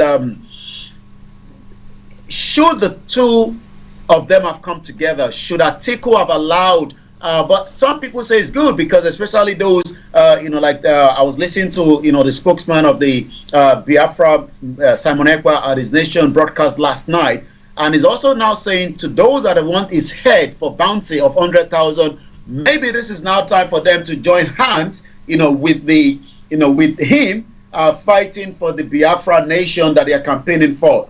I understand that there's a lot of different feelings with the Yorubas because some believe that Tinubu being there now might probably bring the Yoruba nation. I don't think so, because Tinubu is going to be working for Nigeria and is going to be working under the fraudulent 1999 constitution. That means he has been voted in as a Nigerian president. But in terms of Atiku chances, again, I believe that will be the end. Atiku might probably not be coming back should Nigeria even remain in the next 4 years. Well, listen to Starr Radio UK. Lee Ajayi says, good morning, White Lion and Mr. Archie. Happy New Month. Yoruba Nation is still no going back. We'll still want our own nation. Now, that brings me straight to something that you touched on briefly. Now, do you think that having Tinubu winning the elections, do the Yorubas some way, somehow think that, okay, now it looks like the ball is in our court. This is our own.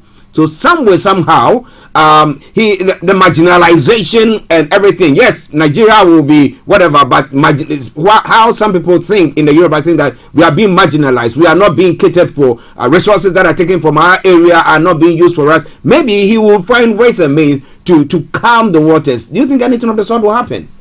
Well, I mean, if I sit here and say that is not going to happen, I definitely, would definitely have to rethink about it. Tinubu being the president will make a lot of changes. What are the changes? He will probably put, new chief of defense staff to satisfy the Yorubas, and then that'll probably calm us down. It will probably bring certain policy that will change certain things within the country. But Tinubu will not be able to take us back to what it used to be in terms of the regional government. He will not be able to restructure Nigeria back to what Nigeria used to be based on the independence that we got. He would not be able to move all the military architect in 8 years. I mean, I'm even giving him another extra 4 years. He will not be able to move what has been done in terms of, the marginalization. Imagine almost every military architect structure is no longer in the southwest and the southeast. Is currently even in the north. Imagine the Navy is building, naval base where there's no water. That should be in Lagos State, where we have, the port, we have the water. But these probably would not be able to be done in 8 years. Let's talk about inflation. Let's talk about, other gray areas. As I speak to you right now, on Friday last week, we are getting report that Nigeria and the South Africa have now also been affected when it comes to the money laundering, in terms of anti-laundering gray list. How is, the new president going to be able to solve some of these problems? The agitation is not going to stop. Some probably think that since the Yoruba man is there, it's stopping. No. Obasanjo was there. Obasanjo was more brutal to the Yoruba people, when he was in power in 1999, because he was favoring the North that brought him into the power. And just as we know, yes, the Yoruba voted for Tinubu, but Tinubu also needed the North to be able to fulfill his ambition and the dream. But we still wait, because there is still not yet over. We still have up to May to see if this is going to be an handover or there might be a takeover, because we still believe that there will be a military coup, but we still have to wait and see for that. But like I said, what is on the table right now? The economy of Nigeria is completely drained. We don't have the money as it is right now. Is he going to borrow more money to run this government? Is he going to stop the corruption? Because the reason why the global watchdog says the Africa 2 biggest economy need to do more to fight financial crime. Even Tinubu himself has got a lot of allegation of financial misappropriation. So if we're having a president that also have this hanging, then what do we talk about? When Buhari was coming in, there was a lot of expectation that corruption would be curbed. We now realize that Buhari's wife employed, the brother to manage the means of the money coming out of Nigeria. So the amount of corruption that will start to probably still not come out, because APC will try to protect such, because it's still the same continuity. But in the long run, whatever it is, should Nigeria remain or is going to break up, we will find out. But what a lot of analysis have said is, this government of President Muhammadu Buhari has been one of the most corrupt, and we saw it playing out, where military officers are involved in the malpractice of this election. It has never been happened since 1999. Well, listeners, it's gone at 11:32. I mean, we've got lots to say, but you know what? Because we are pressed with time, we'll go back to Yomi for him to bring you the rest of the stories. But this evening, exactly at 18 hours, we have the platform for the next for 2.5 hours. Well, we're going to be digressing into all that is happening. What is at stake? Will Tinubu deliver? Is it going to release Nnamdi Kanu? Is it going to, favor the Yorubas? And then maybe look at the Southeast people and say, no, we are our brethren. Maybe give us the chance to maybe somehow adjust the constitution, the 1999 constitution. Is there going to be anything of the sort? So you want to know more? Just stay tuned. But Yomi, let me come back to you for the rest of the stories. So we're just going to dive into it quickly because of our time constraint. But like you said, later on, the aftermath of the 2023 is going to be the conversation later on on Naija Voices. So make sure you join us at 1800 hours. Not much to discuss apart from the reaction. Osibajo preside over the federal executive meeting. I'm sure Osibajo, we don't know what is going to be the next phase of him. He won this his polling unit for Tinubu, but it was never used as part of those that was campaigning for Tinubu throughout the election. But as countdown continue, police has banned party supporter from celebrating in Kaduna. I'm not sure why they've done so already. Ebonyi Afga governor candidate denies involvement in the monarchy death. Quite a lot of pressure on the other side there as well. And the more other headline, Ogun couple found dead in a room, family suspect the foul play. Journalist remanded for allegedly blackmailing Bauchi governor is also coming into the headline this morning as well. And election that produced Tinubu, the election that produced Tinubu as president is flawed, according to President Muhammadu Buhari, but he believes that if there's any reason for you not to agree with that election, you can take it to the court of law. Atiku Obi, remember peace pledge you signed. So Buhari is now telling them that you signed a peace agreement. Make sure you go according to that peace agreement. But we wait and see. Maybe by the time we come back at 1800 hours, we might have more to say. I'm going to dive straight into the social media. A lot of reaction, is happening on the social media. Hashtag protest is already trending at 116,000, but as I speak to you right now, nothing of such. Obedient is trending at 102,000.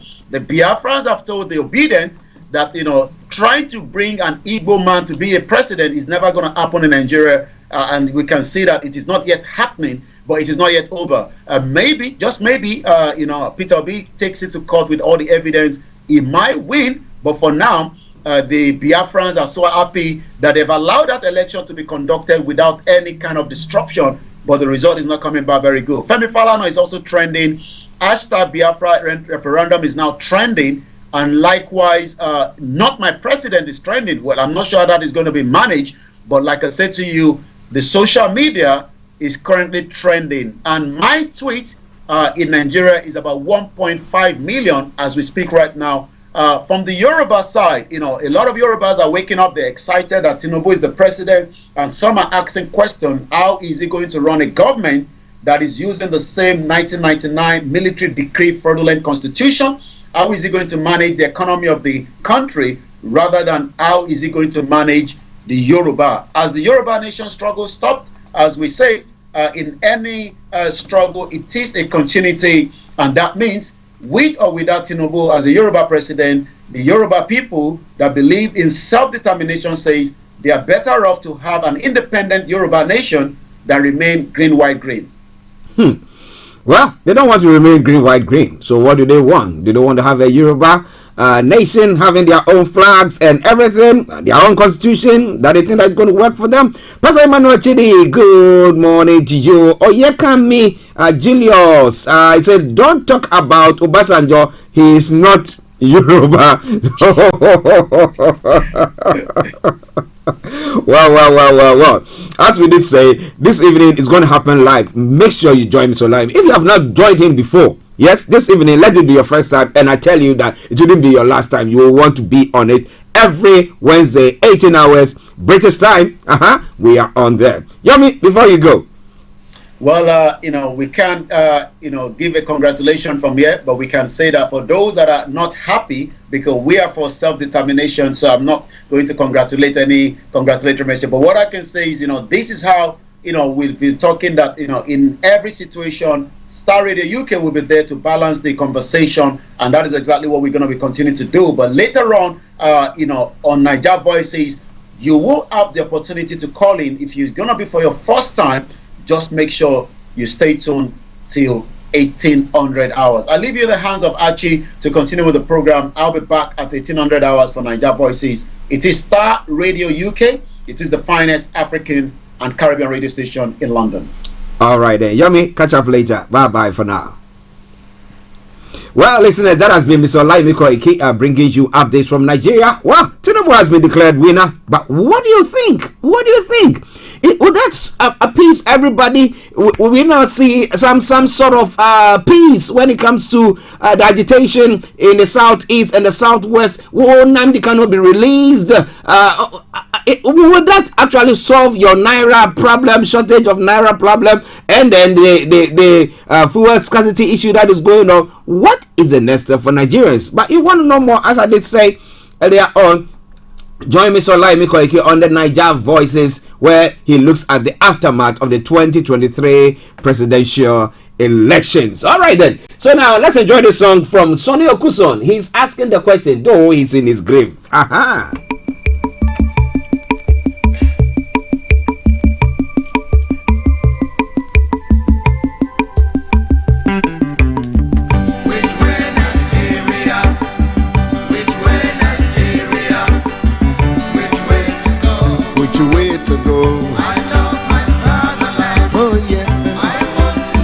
Yes, I want to know which way Nigeria is heading to. Which way Nigeria? Which way Nigeria? Which way to go? Which way to go? I love my fatherland. Oh yeah. I want to know. I want to know which way Nigeria is heading to. Many years after independence, we still find it hard to start. How long shall we be patient before we reach the promised land? Let's save Nigeria so Nigeria won't die. Which way Nigeria? Which way? Which way Nigeria? Tell me which way to go. I love my fatherland. Oh yeah. I want to know. Yes, I want to know.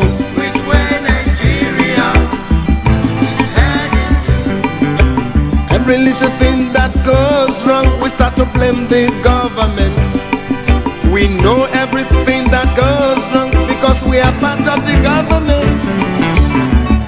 Let's save Nigeria so Nigeria won't die. In your car, This is Starr Radio. This is Starr Radio UK. Which way to go?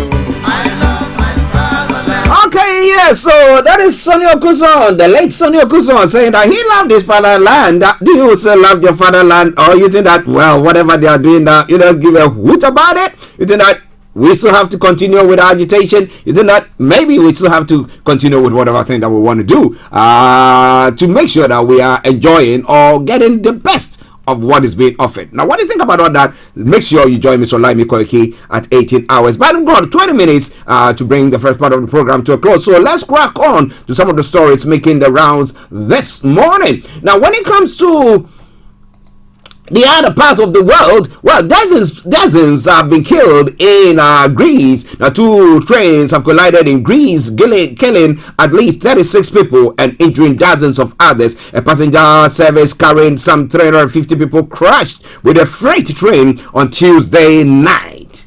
The Greek president has called the crash an unimaginable tragedy, and 3 days of national mourning have been declared. The first 2 carriages of the passenger train were almost completely destroyed after catching fire, the regional governor says. Now, rescuers have been working through the night at the crash scene near the city of Larissa. The head of a railway union has told local media it's not clear what caused the crash, which is Greece's deadliest in recent years. And to those who have lost their lives, may their souls rest in perfect peace. Those who have been hurt, we wish them a speedy recovery, and to the families as well, our condolences there as well. Okay, now moving on straight to some other stories, because we are pressed with that time. Let's now move on straight to the US as well. Now, FBI Chief Christopher Wray says China lab leak most likely to what? That is the COVID. The FBI Director Christopher Wray has said that the Bureau believes COVID-19 most likely originated in a Chinese government-controlled lab. The FBI has for quite some time now assessed that the origins of the pandemic are most likely a potential lab incident, he told Fox News. It is the first public confirmation of the FBI classified judgment of how the pandemic virus emerged. Now, many scientists point out there is no evidence that it leaked from a lab, and other U.S. government agencies have drawn differing conclusions to the FBI's. Now, some of them have said, but with a low level of certainty, that the virus did not start in a lab, but instead jumped from animals to humans. Now, the White House has said that there is no consensus across the U.S. government on the origins. A joint China World Health Organization investigation in 2021 called the lab leak theory extremely unlikely. However, the World Health Organization investigation was deeply criticized, and its director general has since called for a new inquiry, saying all hypotheses remain open and require further study. Now, Mr. Ray's comment come a day after the U.S. ambassador to China called for the country to be more honest about COVID's origins. In his interview on Tuesday, Mr. Ray said China has been doing its best to try to thwart and obfuscate efforts to identify the sources of the global pandemic. He said details of the agency's investigation were classified, but the FBI had a team of experts focusing on the dangers of biological threats. In response, Beijing accused Washington of political manipulation. The conclusion they have reached have no credibility to speak of, said Chinese Foreign Ministry spokeswoman Mao Ning. Now, some studies suggest that the virus made the leap from animals to humans in Wuhan, China, possibly at the city's seafood and wildlife market. The market is near a world-leading virus laboratory, the Wuhan Institute of Virology, which conducted research into coronaviruses. So is it from there? Is it that they're trying to hold somebody culpable for all the damage of various economies across the globe? Do you think China will be able to pay it? My goodness. I don't think they will be able to pay that. Well, maybe all that they have to do, the loans that they give to Africa and all those that are cancel. Everybody take your this in your wahala and go and sort yourself out. Do you think that maybe that will work? Well. I don't see China conceding. No. With the real government, I don't see them conceding at all. No, they wouldn't do so. All right then. So now let's move on to one other story before we go to the African continent as well. Uranium particles enriched to 83.7 found in Iran.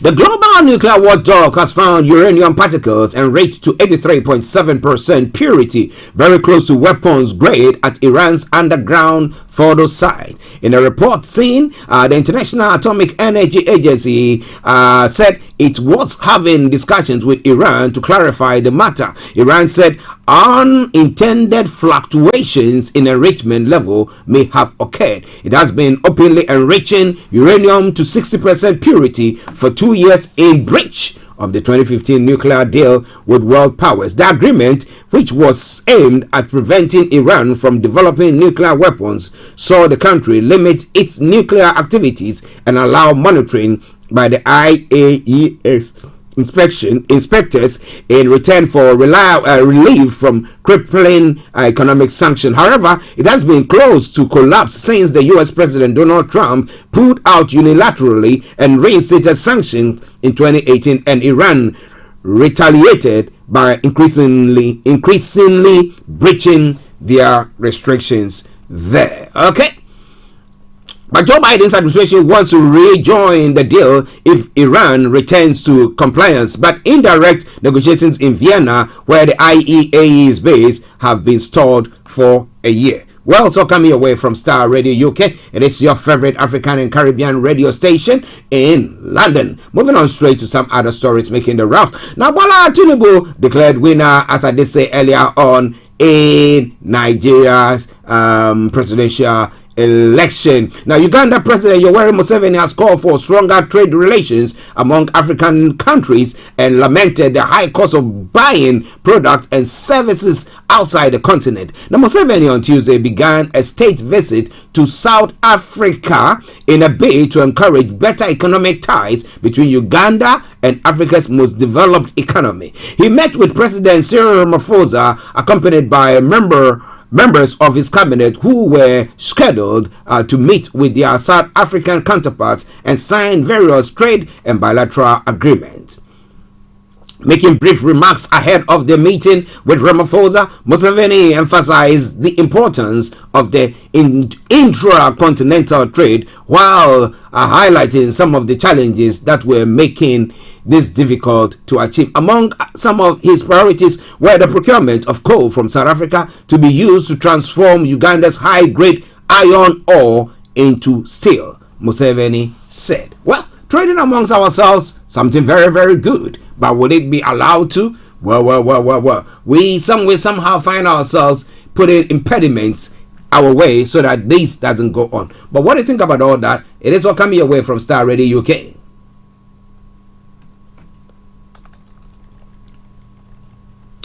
Okay, moving on straight to Ghana to look at one of the stories making the rounds there as well. Well, let me touch on this one briefly and then we go on. Now, Kenyan traders are protesting against Chinese competitors. Now, over 1,000 Kenyan traders protested in the capital, Nairobi, on Tuesday against Chinese traders. The demo comes in the wake of controversy elicited by the coming of China Square retail outlets of general merchandise whose prices are on average 45% lower than those prevailing in locally owned enterprises, local media reports. Now, China is Africa's top trading partner, and more than 1 million Chinese are estimated to reside on the continent. Now, Kenya's relationships with China was in focus during last year's presidential election won by William Ruto. Ruto promised to publish government contracts with China agreed upon under his predecessor and to deport Chinese nationals working illegally. Dressed in dust coats used in their retail outlets, the traders marched to the office of the deputy president and to parliament to submit a petition against the Chinese retailers. Now, what do you think can be done there? Because I'm looking at the issue where because production costs in our part of the world is quite high, and therefore, so do we have to just restrict some of the industries to the indigens, and then others now we can open it? So in this case, when it comes to trading, maybe it needs to be restricted to only the Kenyans who could do that, or however they want to put it, is Africans or however they want to put it. And then, but somebody would say that, well, I don't know whether we like huge margins. So assuming these ones too, let's say they also imported their goods into the country. Now, with the competition, it gives those who cannot afford the high prices that you are trying to sell your goods for the ability to buy as well, so that they are not found wanted. So they buy that. So if you want to be able to, make the competition, then you better find something else that you can also give in return, so that maybe good service. What about that? After sales, service and stuff like that, maybe that will help them. But I don't know, and I'm not very sure about that. But it's all coming away from Starr Radio UK. We had that problem in Ghana as well. But moving on straight. Who breaks on new controversial CI proposal? Minority tells the EC. The minority is continuing its onslaught on the Electoral Commission and its newly proposed constitutional instrument. The CI is adopted. If adopted, will make the Ghana card the sole identity or document to register as a voter. Now, for hours yesterday, EC chairperson and NIA executive secretary briefed MPs on this controversial matter, but the NDC does not seem satisfied with the answers provided.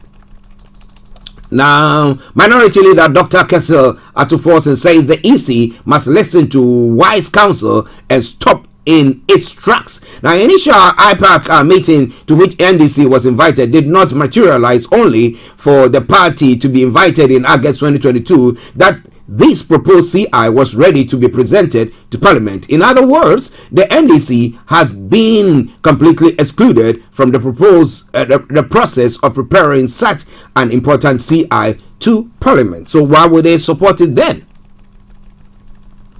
He further explained that the development breeds mistrust, can undermine democracy, and threaten peace and security. Now, according to Dr. Atuforsen, recent happenings shows that Electoral Commission may be plotting to rig the next election for the NPP. He says a recent national security strategy document should guide the EC to tarry slowly before it plunges the country into violence. Well, do you think that action that they are taking will plunge the country into violence? What do you think about all that? It's all coming your way from Starr Radio UK. It is your favorite African and Caribbean radio station in London.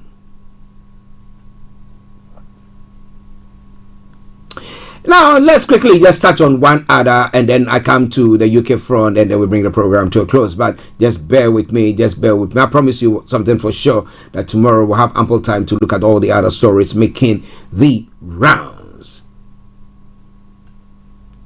Well, the former president, John Dramani Mahama, will be launching his 2024 flag bearer campaign in Ho tomorrow. So that's some information coming your way from Ghana as well.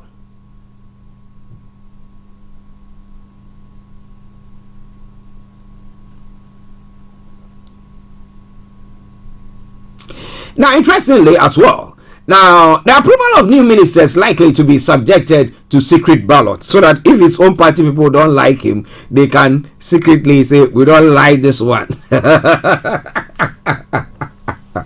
Well, it will be an interesting time. But, the chairman of the Parliament Appointments Committee says approval of the new minister nominees is likely to be subjected to a secret ballot. This, according to Mr. Joseph Osei Wutsu, is as a result of the minority reluctance to second the majority's validation of the officials at the committee level. It follows the National Democratic Congress earlier directive that its minority caucus declines approval of the new ministerial nominees. Joe White, as is popularly called, indicated that should the minority MPs toe their party lines, this may force the committee to do so, even though our recommendations will be that the minority say yes, the minority say no. All right then.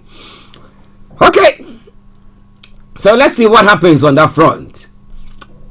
This is Africa for you. My goodness. Well, we all find ways and means, right? Okay, 5 minutes to the top of the hour. That's 5 minutes to bring the program to a close. Now, moving on straight to the UK front. Now, Mark Hancock is disputing claims he rejected care home COVID advice. Now, he's gone on to say the former health secretary, Matt Hancock, had disputed claims he rejected experts' advice on COVID tests for people going into care homes at the start of the pandemic. Now, WhatsApp messages linked to the Daily Telegraph newspaper suggest Mr. Hancock was told in April 2020 there should be testing of all going into care homes. The government's guidance later mandated tests only for those leaving hospitals. The spokesperson for Mr. Hancock said the message had been doctored. These stolen messages have been doctored to create a false story that Matt rejected clinical advice on care home testing. This is flat wrong, he said in a statement. The BBC has not seen or independently verified the WhatsApp messages nor the context in which they were sent. The Telegraph has obtained more than 100,000 messages sent from Mr. Hancock and other ministers and officials at the height of the pandemic. The texts were passed to the newspaper by journalist Isabel Oxshott, who has been critical of lockdowns. Miss Oxshott was given copies of the text while helping Mr. Hancock write his book, Pandemic Diaries. Oh my goodness. Has Hancock landed himself in trouble by writing his diaries and then bringing this one in and everything that had gone on? Well. It is Starr Radio UK. One other story and then we bring the program to a close.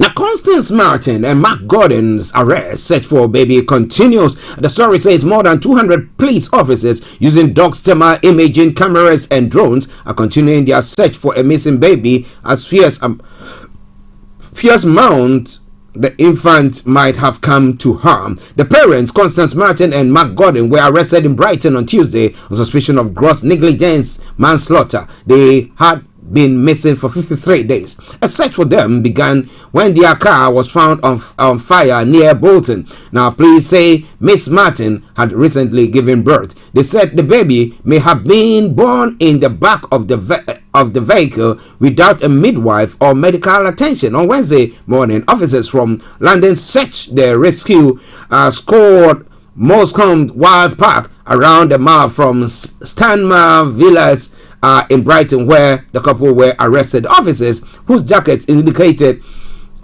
some were dog handlers searched under sticks and logs close to where the area meets Hollingbury Golf Course. The ununiformed officers was also seen standing at the entrance to the park. Well, so the search continues. They've not found any and they've not volunteered any information pertaining to this baby. But what is happening there? Oh my goodness. This is why I bring the program to a close for today. Unfortunately, due to some technical reasons, we cannot take you to the House of Parliament for the Prime Minister's question time. But this evening, Ms. Olayomi Koiki will be coming your way at 18 hours exactement with the Niger Voices, and I want you to make a date. I'm going to bring you some lovely tunes from the studios, more music, less talk from our DJs who will be taking over in the next few moments. So wherever you are, let me once again say thank you very much for joining us. But remember, tomorrow will be coming your way once again with another edition of the morning show.